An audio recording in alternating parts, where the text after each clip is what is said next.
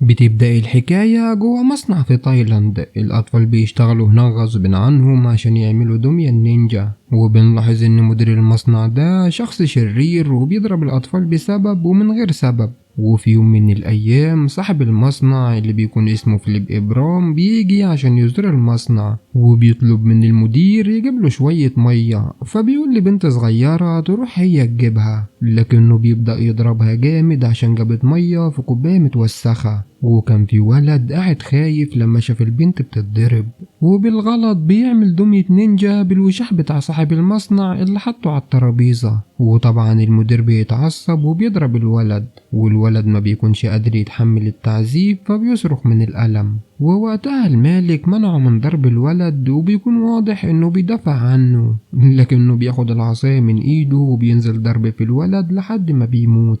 وبعدها المالك خرج من المصنع وراح يركب عربيته، ووقتها البرق ضرب المصنع والحياة دبت في دمية النينجا اللي الولد الميت كان صنعها. وبنلاحظ ان روح الولد عزم على الانتقام، والملك وهو بيركب العربية بتقع منه الفيزا بتاعته بالغلط، ودمية النينجا بتاخد الفيزا، وبعدها بتركب عربية جاهزة وبتروح للمينا عشان تتشحن. وعلى ظهر السفينة دمية النينجا بتحاول تهرب، لكن قبطان السفينة شافها، ولأن الدمية مختلفة عن باقي الدمية التانية فقرر ياخدها ليه عشان يديها لابن اخوه مايكل. وبنعرف ان مايكل طالب في الصف السابع وعايش مع والدته وزوجها، وعنده اخ مش شقيق اسمه شون، ودايما زوج والدته بيفرق بينه وبين شون، وده سبب في ان الامور بينه وبين والده مش تمام. وبنعرف ان مايكل بيحب بنت في الصف الثامن اسمها جيسيكا، ولكن ما بيكونش عنده الشجاعة الكافية عشان يعترف لها بحبه. وفي اليوم ده كان عيد ميلاد مايكل، وعمه بيجي لحفلة عيد الميلاد وبيديله دمية النينجا هدية، ومايكل بيفرح بالهدية جدا. وتاني يوم في المدرسة مايكل بيوري دمية النينجا لأصحابه أندرو وبيري. أما جيسيكا فكانت بتنظم حفلة في بيتها، عشان كده بتوزع بطاقات الدعوة على طلاب الصف السابع، وأصحاب مايكل بيحاولوا يخلوه يتكلم معاها، بس مايكل ما بيقدرش حتى يبص في عينيها لأنه بيكون متوتر جدا، وده بيخلي جيسيكا تتضايق وتمشي. وبعدها بيقرب منهم زعيم المتنمرين هو واصحابه، وبيبدأ يتنمر على أندرو، ومفيش حد بيقف ضده عشان كلهم خايفين. ووقتها دمية النينجا الموجودة جوه شنطة مايكل بتقلد صوته وبتهدي جلين علشان يبطل تنمر، وجلين ما بيصدقش ان في حد اتجرأ عليه وبيتعصب وبيروح ناحية مايكل، بس مايكل بيكون محظوظ عشان المعلم بيوصل في الوقت المناسب وبينقذه من جلين. وبعد المدرسة مايكل بيروح ياخد عجلته عشان يروح، بس جلين بيجي يمسكه وبيرميه على الأرض، ووقتها بتقوم دمية النينجا متكلمة في وش جلين، فبياخد عجلته وبيطاردهم، بس النينجا بيساعد مايكل وبيرجعوا للبيت بسرعة. وبنلاحظ ان مايكل بيكون مرتبك جدا من اللي حصل، لكن دمية النينجا بيسخر منه عشان هو جبان وبيسكت عن المتنمرين من غير ما ينتقم منهم، وبيوعدوا انه لو ساعده هيحلله كل مشاكله في المدرسة، وكمان هيخلي جيسيكا تقع في حبه. فبيسألوا مايكل عن المساعدة اللي المفروض يقدمها. وقتها النينجا بيرمي الفيزا قدامه وبيسأله عن الاسم المكتوب عليها عشان هو ما بيعرفش يقرأ، وبيعرف ان هو راجل اعمال مشهور واسمه فيليب ابرام. وهو وقتها مايكل بيربط اسمه مع اسم والد جيسيكا وبيلاقيه فعلا هو نفس الاسم فيليب ابرام. وبعدها النينجا بياخد مايكل للملعب عشان يعلمه فنون القتال. في البداية مايكل بيكون مش قادر يقاوم هجمات النينجا، لكنه في وقت قليل بيتعلم ازاي يحمي نفسه. وتاني يوم في المدرسة مايكل ما بيقدرش يعترف لجيسيكا بحبه، ووقتها النينجا بيفكر في خطة، وبيروح لغرفة الإعلانات المركزية في المدرسة وبيقلد صوت مايكل وبيعترف بحبه لجيسيكا في الميكروفون. بس كل الطلاب في المدرسة بيتريقوا على مايكل وبيقولوا انه سخيف جدا بس واضح ان جيسيكا خدت الموضوع بشكل ايجابي. وبعدها مايكل بيقف يقول خطبة قدام الطلاب، بس بنكتشف يا صديقي ان النينجا هو اللي بيتكلم من الشنطة بتاعته، ومايكل يدوب بيحرك بقه مع الكلام، وبيقولوا انهم من هنا ورايح مش لازم يتحملوا تنمر جيلين عليهم. وكمان النينجا بيخليه يعمل تحدي مع جلين يوم السبت الساعة 7 بالليل عشان يكسر عينه قدام الكل. بس مايكل بيتوتر جدا وبيبقى مش عارف هيتعامل ازاي مع جلين، لكن النينجا بيساعده عشان يتعلم حركات قتالية، وبيعملوا مع بعض شوية أفخاخ عشان يلهوا جلين وقت القتال. وفي يوم المواجهة الكل بيكون متحمس عشان يشوف مايكل وهو بيخسر قدام جلين، لكنهم بيتفاجئوا لما بيشوفوا جلين بيتحاصر كذا مرة وفي الآخر بيتزحلق في الطين. ولسه مايكل هيبدأ يحتفل بانتصاره، لكن جلين الفتوة بيقوم مرة تانية عشان ينتقم.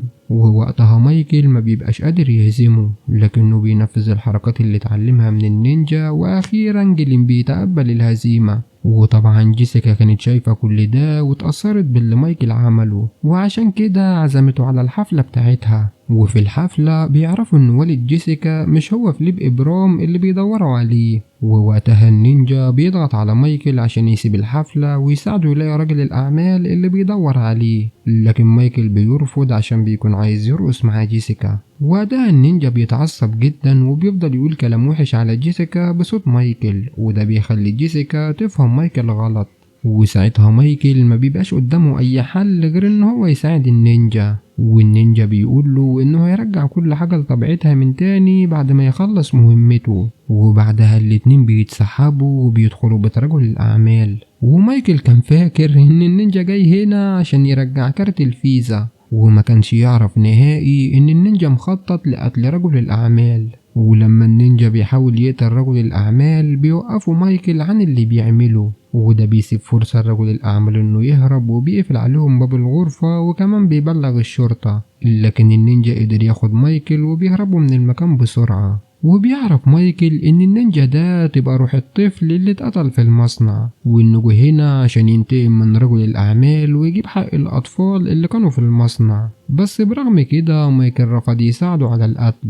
لكن بعدها مايكل بيحاول يقنع النينجا إنهم هيخلوا رجل الأعمال يتمنى الموت بدل ما يقتلوه، وده اللي خلى النينجا يهدى شوية. وبيروح مايكل يزور عمه وبيقوله إنه بينفذ مشروع للمدرسة عن المخدرات، وبيقدر يسرق رقم بياع مخدرات من المفكرة بتاعته. وبعدها اتصل بيه بهوية مزيفة واشترى منه كيلو كوكايين، بس طبعا هيجيب فلوس منين؟ فقام النينجا دغدغ الراجل وحطه في شنطة العربية، وكمان شق نفسه وخبى المخدرات جواه. وبعد كده راحوا المطار لأن راجل الأعمال كان مسافر في الوقت ده. وقبل ما ينفذوا خطتهم كان رجل الأعمال عدى من التفتيش خلاص، وعشان كده النينجا بيستخبى في شنطة تانية وبيطلع على نفس الرحلة معاه. ولما الطيارة بتنزل النينجا بيخلي كلب بوليسي يشم المخدرات وبيجري وراه، وبيروح بسرعة ناحية فيليب وبينط عليه، بس الكلب بيقطعه. ووقتها الشرطة بتمسك رجل الأعمال متلبس بالمخدرات وبيتقبض عليه.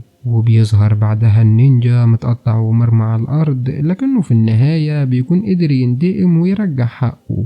أما مايكل فبيكون مفتقد النينجا، وجيسيكا بتقرب منه وبتقوله إنها معجبة جدا برسالة الاعتذار اللطيفة اللي بعتها لها. ووقتها بيعرف إن النينجا هو اللي عمل كده، وإنه وفى بوعده لما قاله إنه هيرجع كل حاجة لطبيعتها. وفي يوم من الأيام مايكل بيكون قاعد مع عيلته وبيشوف أخبار في التلفزيون إن حرامية الشنط انتشروا وكل الناس خايفين. وقتها مايكل بيفكر إن لو ما عملش حاجة فمفيش حد هيتصرف، وعشان كده بيجهز نفسه للقبض على المجرمين وهو لابس وشاح كراهات.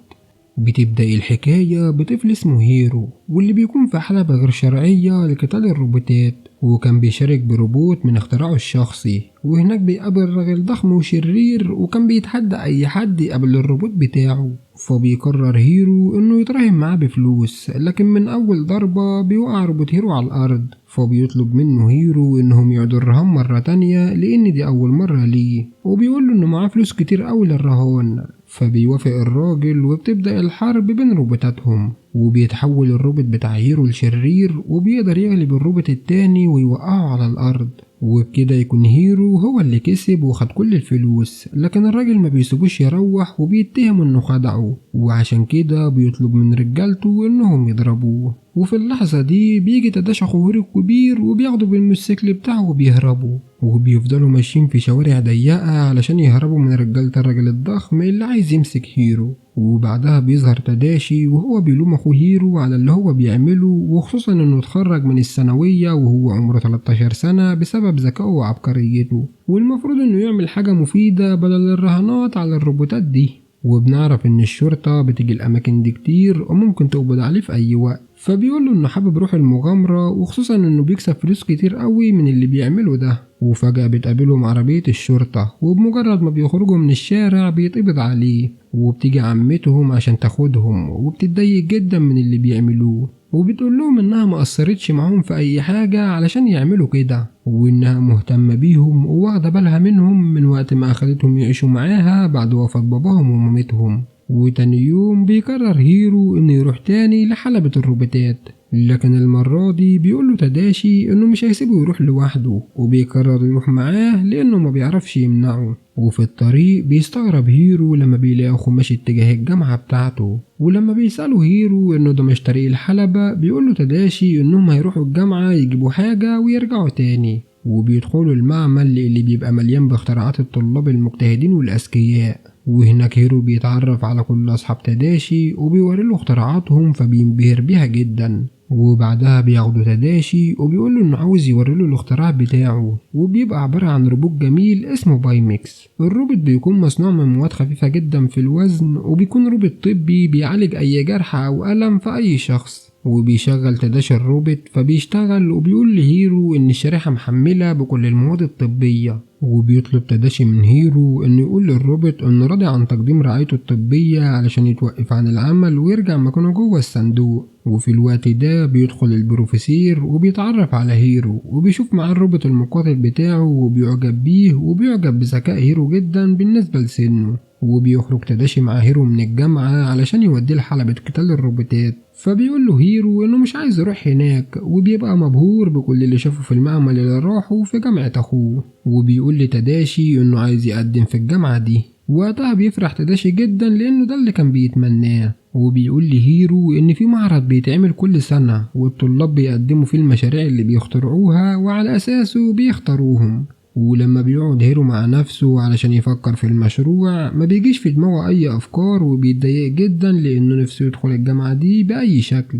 فبيشجع اخوه انه يرجع يفكر تاني، ولما بيبص للروبوت بتاعه اللي متكون من قطعة مغناطيس بيجيله فكرة، والفكرة انه بيعمل آلاف من القطع المرتبطة مع بعضها بحيث انه يتحكم فيها الانسان بجهاز استشعار ويشكلها بأي شكل هو عايزه. وبيجي يوم تقديم المشروع وبيبان على هيرو انه متوتر جدا، ولما بيجي عليه الدور بيزيد توتره اكتر وبيبقى خايف لا يفشل. فبيشاور لاخوه علشان ياخد نفس عميق، وبيبدأ هيرو يشرح فكرته قدام كل الموجودين، وبيشكل لهم قطع المغناطيس على شكل مباني أو أدوات للتنقل، وبينجح في انه يجذب انتباه كل الموجودين فبيسقفوله، وبيبارك لاخوه تداشي واصحابه على نجاح فكرته. وفي نفس الوقت بيجي صاحب شركة اسمه أليستر وبيعرض عليه انه يشتري منه المشروع بتاعه بمبلغ ضخم. فبيدخل البروفيسير وبيكون مش عايز ده يحصل، وبينصح هيرو انه يفكر كويس قبل ما يعمل حاجة زي دي. وبيستلم هيرو جواب قبوله للجامعة فبيفرح، وبيقول لأليستر انه مش هيبيع مشروعه وهيشتغل عليه وهيطوره اكتر.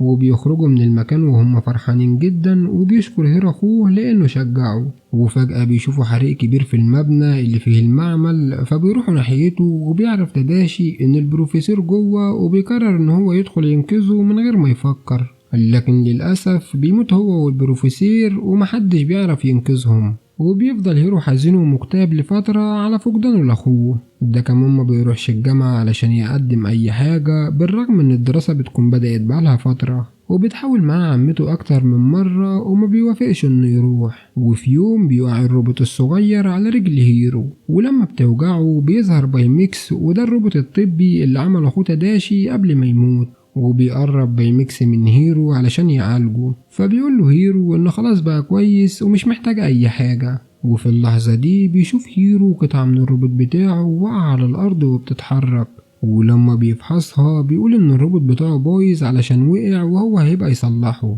ولما بيبص وراه بيلاقي ان بايمكس اختفى، وبيشوفه من الشباك وهو ماشي في الشارع. فبينزل بسرعة وبيجري وراه، وبيفضل بايمكس مكمل في طريقه مع قطعة المغناطيس اللي بتتحرك لحد ما بيوصل لمخزن كبير في مكان فاضي. ولما بيوصلوله هيرو بيبقى متعصب جدا من اللي بيعمله بايمكس، لكن بايمكس بيقوله ان كل اللي هو عمله ان هو مشي ورا المكان اللي قطعة المغناطيس عايزة تروح له. ولما بيلاقوا باب المخزن مقفول بيساعدوا بايمكس وبيشيله عشان يدخل من الشباك. وبيتفاجئ هيرو لما بيشوف آلاف من القطع اللي هو صنعها موجودة في المخزن ده، ولما بيلمسها بتتحد مع بعضها وبتتحرك في اتجاههم. فبيجري هيرو بسرعة وبياخد معاه بايمكس علشان يهربوا من المكان، وبيفضل هيرو يزقه علشان بايمكس بطيء جدا. وقبل ما يخرجوا من الشباك بيظهر لهم راجل لابس قناع، وبيعرف هيرو ان الراجل ده هو اللي متحكم في القطعة دي، وبيقدروا ان هم يهربوا منه ويكونوا في امان. وبيقرر هيرو انه يروح يبلغ الشرطة ويدوهم مواصفات الشخص ده، بس للأسف محدش بيصدقه. فبيمشي هيرو وبيرجع البيت وبيفضل يفكر ازاي ممكن ينتقم من الراجل اللي سرق اختراعه، اللي ممكن يكون هو كمان اللي متسبب في الحريق. وبيقرر يحكي اللي حصل لبايمكس وبيقوله انه لازم يساعده، وبيحوله الروبوت مقاتل. وبيقدر هيرو انه يغير شكله، وبيحط مع الشريحة اللي عليها البرامج الطبية شريحة تانية عليها برامج قتالية. وبعد ما بيخلص بيختبره وبيتبع كل الأوامر ويكسر أي حاجة. فبياخدوا هيرو وبيروح بيه نفس المخزن اللي شاف فيه الراجل ده قبل كده، لكن بيتفاجئوا لما بيلاقوا ان الباب مفتوح والمخزن فاضي. وفي الوقت ده بيوصلوا اصحاب تداشي بعد ما بيتصل بيهم هيرو علشان يساعدوه وبيفهمهم كل حاجة. وفجأة بيهجم عليهم نفس الشخص اللي لابس قناع وبيحاربهم بالروبوتات، فبيهربوا منه وبيقعدوا كلهم مع بعض يفكروا.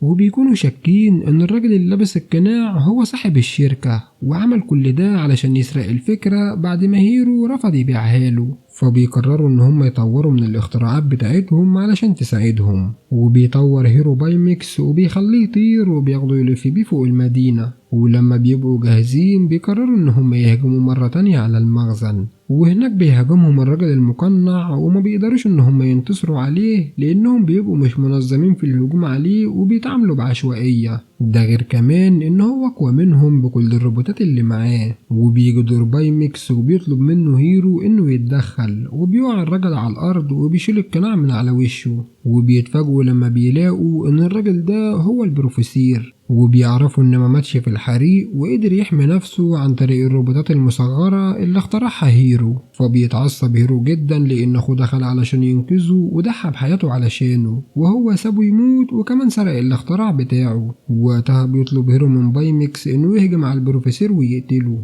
فبيقول له بايمكس انه مش مبرمج على القتل، وانه في الاصل بيعالج الناس علشان يعيشوا مش يموتهم. فبياخد منه الشريحة اللي كان حاططها له تداشي وبيخلي شريحة الشر بس هي اللي فيه. ولكن قبل ما بيقتلوا بيمنعوا اصحاب تداشي وبيقولوا له انهم متفقين انهم يمسكوا الراجل ده بس ما يقتلوهوش. فبيتضايق منهم وبيرجع البيت وهو حزين. فبيوريله بايمكس فيديوهات من الذاكرة بتاعته لاخوه تداشي لما كان بيعمل تجارب على بايمكس قبل ما يشغله. ولما بيشوفها هيرو بيحزن اكتر. في الوقت ده بيجوا اصحاب تداشي وبيقولوا لهيرو انهم هيساعدوه ويقبضوا على البروفيسير، وبيوروا له فلاشة لقوها في المكان اللي هجموا فيه على البروفيسير. ولما بيشغلها هيرو بيشوف عليها فيديو البروفيسير وهو بيتخانق مع أليستر. وبيشوفوا فيديو تاني وبيفهموا ان سبب الخناقة ان أليستر كان بيعمل تجربة بالطيارة واللي دخلت جواها تبقى بنت البروفيسير، لكنها من وقتها ما خرجتش. وبيعرفوا ان البروفيسير بيعمل كل ده علشان ينتقم لبنته. وتاني يوم بيقرر انه يروح مع مجموعته لشركة أليستر، وهناك بيشوف البروفيسير وهو بيحاول يدمر أليستر وشركته عن طريق اختراع هيرو. فبيحاولوا يمنعوه بأي شكل لكن ما بيسمعش كلامهم. فبيضطروا ان هم يستخدموا اختراعاتهم ويخلوا الآلة تسحب القطع اللي بيتحكم فيها البروفيسير عشان يسحبوا منه قوتهم.